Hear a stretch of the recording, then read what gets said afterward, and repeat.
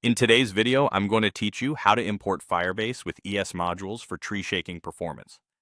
By the end, you'll know exactly how to bring Firebase into your project using clean, direct imports that let your bundler strip out everything you don't use, keeping your production build small and fast. Here's the idea. With the modern modular Firebase SDK, you don't import a big catch-all package. Instead, you import only the pieces you need. Start with the core app module, then add specific services individually. That's what enables tree shaking. Your bundler can see exactly which functions you're using and exclude the rest.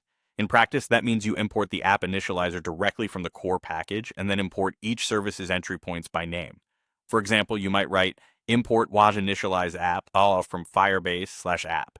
Then if you need authentication, import waj get auth waj from Firebase/auth. If you need a database, import/get firestore from Firebase firestore. Each service is its own module, so your bundle includes only what you explicitly import. This approach replaces older patterns like default importing a single Firebase namespace and accessing services off of it. Avoid importing the entire SDK or using star imports, because that pulls in code you don't use and defeats the purpose of tree shaking.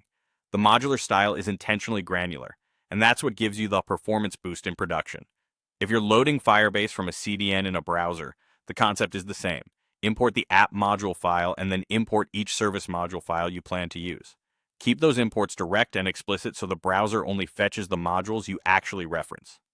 If you're using a bundler with NPM or a package manager, direct imports allow your production build to be pruned automatically when you set your bundler to production mode.